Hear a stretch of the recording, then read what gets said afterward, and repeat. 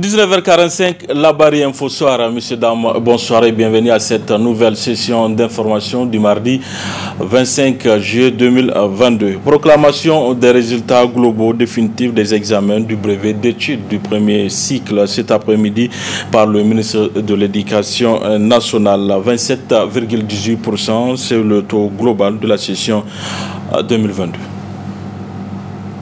La synthèse des résultats tels qu'ils sont issus des délibérations des différents jurys des examens se présente comme suit. Au niveau national, sur un effectif de 146 904 candidats inscrits, 140 933 se sont réellement présentés et 38 305 sont déclarés admis, soit un taux global de réussite de 27,18%. Selon les genres, sur un effectif de 68 230 filles présentées, 16 471 candidates sont déclarées admises, soit un taux de réussite de 24,14% contre 30,03% pour les garçons. Sur l'ensemble des candidats admis, 11 069 sont reçus au premier groupe et 27 236 au second groupe, soit respectivement 7,85% et 19,33% de l'effectif des candidats qui se sont présentés. Au plan régional, les résultats sont très disparates avec des taux de réussite variant de 36,07% à Niamey à 22,17% à Tawa. Dans la présentation, vous avez un tableau récapitulatif qui prend ces résultats par région. En termes de comparaison, l'on peut se réjouir du fait que le taux de réussite au niveau national et régional ont connu une augmentation significative par rapport à ceux de la session 2021.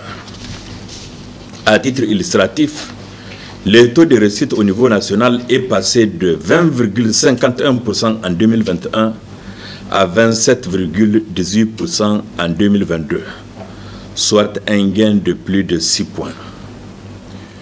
La région de Niamey, en tête de classement en 2021 et 2022, a enregistré respectivement des taux de réussite de 30,51% et de 36,07%. Tandis que les régions classées en dernière position sont Zender en 2021 avec un taux de 15,07% et Tawa en 2022 avec un taux de 22,17%.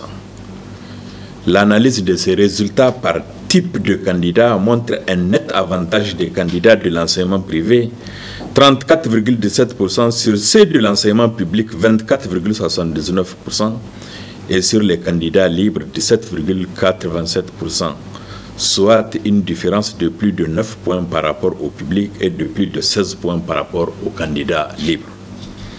Cette tendance étant d'ailleurs plus prononcée en 2021 avec des taux de réussite de 29,58% pour les privés contre seulement 17,99% pour l'enseignement public, soit une différence de presque 12 points.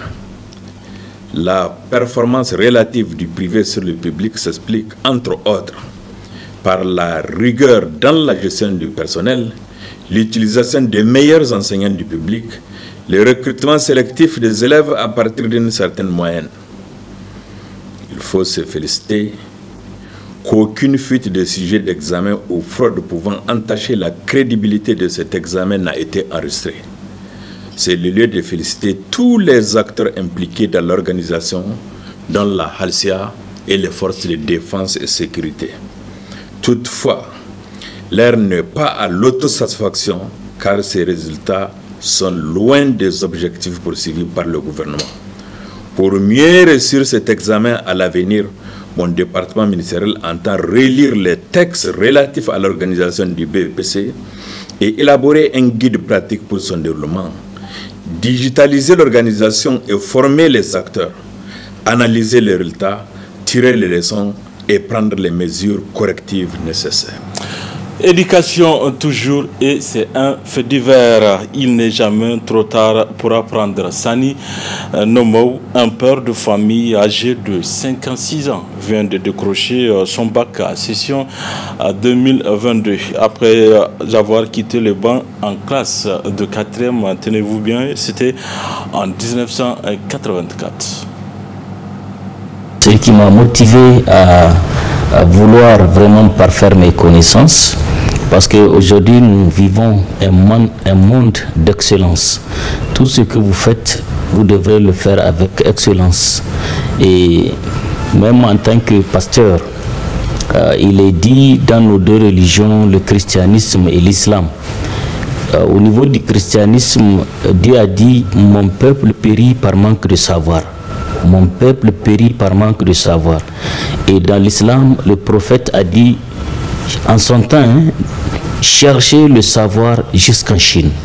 Dans mes petites expériences en tant que pasteur, j'ai réalisé il faut chercher le savoir, il faut travailler.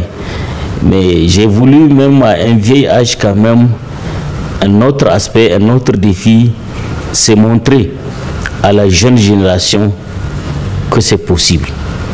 Quand nous regardons de près aujourd'hui le grand taux de déperdition scolaire, que ce soit même au niveau des jeunes garçons, que ce soit au niveau des jeunes filles, là on n'en parle même pas, il y a un fort taux de déperdition scolaire où les enfants et même les parents, j'allais dire, ont abandonné la question de la formation ou de l'éducation de leurs enfants. Et chercher le savoir non seulement pour ma propre culture générale, mais aussi pour montrer à nos jeunes, à nos jeunes générations que c'est possible de travailler, que c'est possible de chercher le savoir.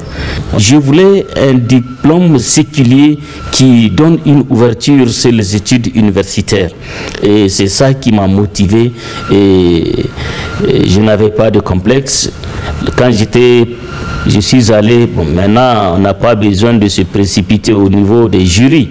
J'ai regardé parce que c'est numérisé, j'ai regardé que je suis admis, je suis venu, j'ai partagé avec la famille et la joie était immense. Mais quand je suis allé faire le relevé, j'ai regardé les affiches et j'entendais les enfants qui disent « Yassam ». Shima Yassam. J'ai dit oui, je suis admis, je leur ai dit je suis admis. Et un des enfants a eu le courage, il est venu m'approcher, il dit tonton vous êtes admis? J'ai dit oui, je suis admis au premier groupe. Il dit ah non, vraiment il n'y a pas de chance. J'ai dit bon courage, persévérez, et vous allez réussir bientôt si vous avez vraiment cette abnégation, si vous avez également ce zèle et que si vous avez de la concentration pour ce que vous cherchez. Il n'est jamais vraiment trop tard pour apprendre. Les agences de transfert d'argent de Niamey sont de plus en plus ciblées par des individus armés pour cambrioler. Le dernier en date s'est passé ce mardi selon les informations qui véhiculent sur les réseaux sociaux. C'est une agence du quartier Talayé Escadrille qui aurait été attaquée par un élément qui appartiendrait à un corps de forces de défense et de sécurité du Niger. Réaction de l'acteur de la société civile, El Hadji Salissou Amadou. Aujourd'hui, c'est avec un cœur lourd que nous parlons devant vous. Pour la simple raison, ça là, tout ça là, ça fait combien de temps nous attirons l'attention de gouvernants et de gouvernés. Ce qui fait que par rapport à ça défait, nous l'avons dit à l'avance pour qu'on n'arrive pas à se retrouver dans cette situation. Mais comment tu peux comprendre ceux qui sont aussi censés, aujourd'hui ça veut dire que mettre la population en sécurité, sont eux qui provoquent l'insécurité. Ceux qui sont censés représenter les institutions sont eux qui, ça veut dire que maintenant on dilie l'État, on fait de n'importe quoi. Aujourd'hui ça veut dire que le cambriolage, si ça va arriver à ce niveau, là j'ai dit que ça veut dire qu'on n'est pas en sécurité du tout pour l'ensemble du territoire. Et c'est dans ce cadre que nous attirons l'attention de chacun et que maintenant ça doit interpeller ceux qui sont au plus haut niveau de l'État, que ça veut dire qu'il faut qu'on s'assoie et qu'on cherche une nouvelle base, une nouvelle formule, une nouvelle assise par rapport à ce qui est en train de se passer. Parce que vous ne pouvez pas comprendre aujourd'hui, les porteurs de tenue, si maintenant ça veut dire qu'ils vont se rabaisser à ce niveau dans les ragoûts, ce qu'on voit dans d'autres pays, ce qu'on voit dans le cinéma, mais si ça veut dire que ça se produit aujourd'hui en temps réel dans notre pays, je dirais que ça serait grave. Et que par conséquent, ça veut dire qu'il y a quelque chose qui ne va pas. Si maintenant ça veut dire que notre pays va se mettre en déroute jusqu'à ce point, aujourd'hui ça veut dire que tu ne peux pas aller dormir tranquille, tu ne peux pas aller fermer l'œil. Donc ça veut dire qu'il y a quelque chose qui ne va pas. Donc ce qui fait que ça veut dire que je pense qu'aujourd'hui, cette annonce qui ne dit pas son nom, je crois que ça veut dire que tout le monde doit serrer sa ceinture. Parce qu'aujourd'hui, les dangers, on ne sait pas d'où ça va venir. On ne peut pas prendre n'importe qui, ça veut dire que sans une enquête de moralité, et que maintenant, ça veut dire que des intrus, que eux, maintenant, ça veut dire qu'ils portent, en fait, ces porteurs de tenue, qui est, en fait, aujourd'hui, un emblème de l'État, qui, maintenant, ça veut dire qu'au vu sur tout le monde, dès que tu veux un porteur de tenue, tu le respectes. Parce qu'il est à respecter, donc il est à défendre, parce qu'il nous défend. Mais si quelque part ça veut dire que sont eux qui vont aller, ça veut dire que provoquer l'insécurité, sont eux qui vont aller tuer la population, qu'est-ce qui ne va pas? Donc ça veut dire qu'aujourd'hui, l'insécurité en ville, l'insécurité en brousse, on va se coucher où? On doit rester où? C'est de ça qu'il s'agit aujourd'hui. Mais il y a quelque chose qui ne va pas. Je pense que ça veut dire qu'il faut asseoir une nouvelle base et une nouvelle copie par rapport à ce niveau de recrutement. Qui maintenant, ça veut dire qu'aujourd'hui, ça veut dire qu'il y a quelque chose qui ne va pas. Si maintenant, quelque part, ça veut dire que les gens font des facilités, font des migmags pour récupérer n'importe quoi, voilà, ça veut dire que le produit du résultat de ce qu'on est en train de voir. Voilà le produit du résultat de ce qu'on attire l'attention de ce gouvernement qui ne veulent pas nous écouter.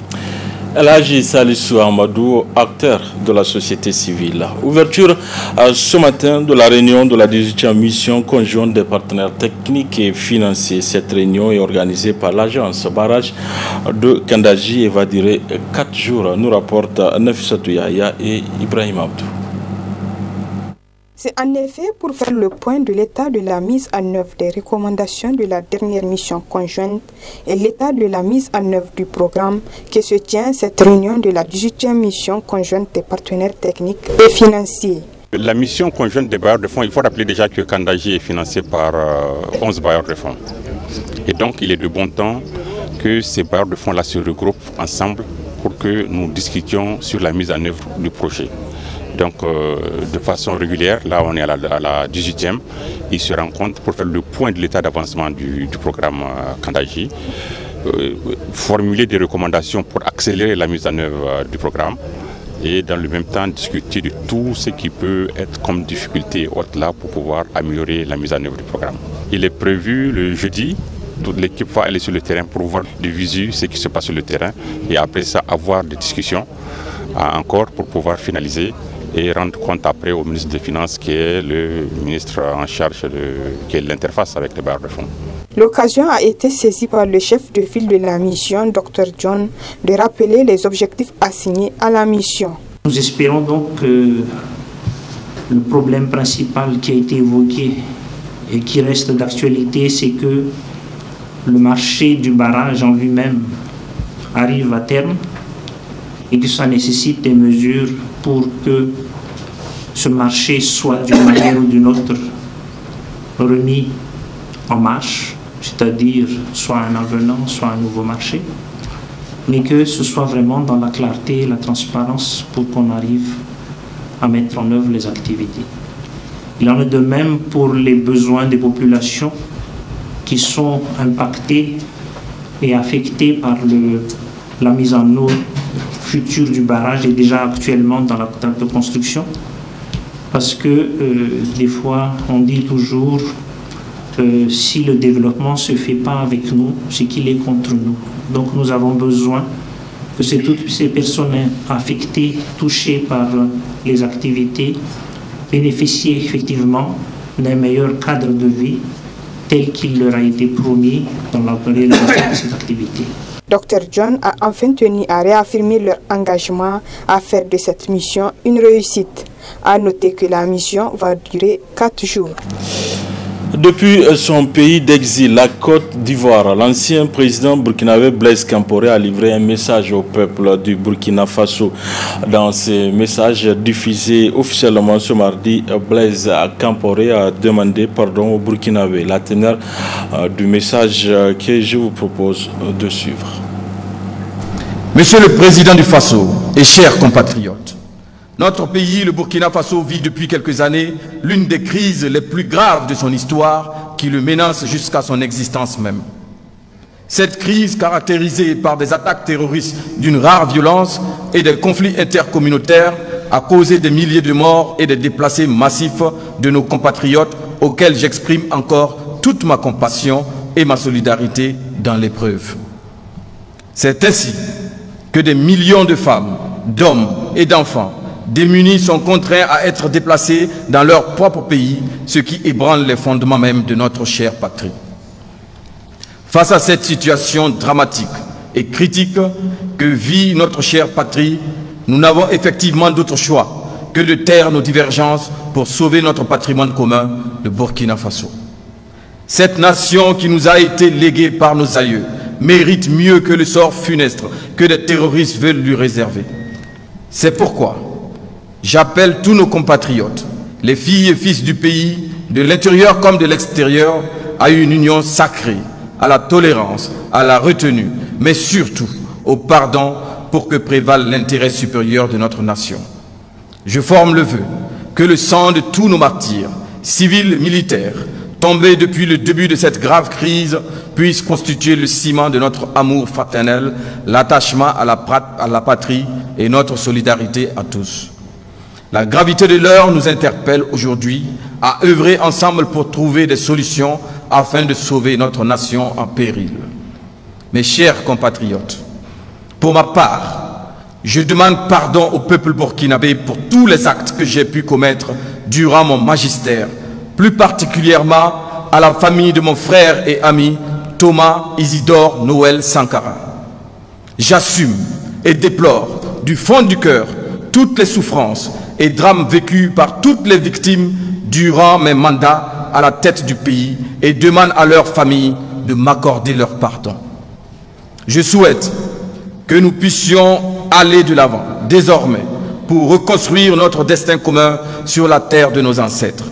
Ensemble, dans un esprit de patriotisme, donnons-nous la main pour taire définitivement nos querelles et rancœurs.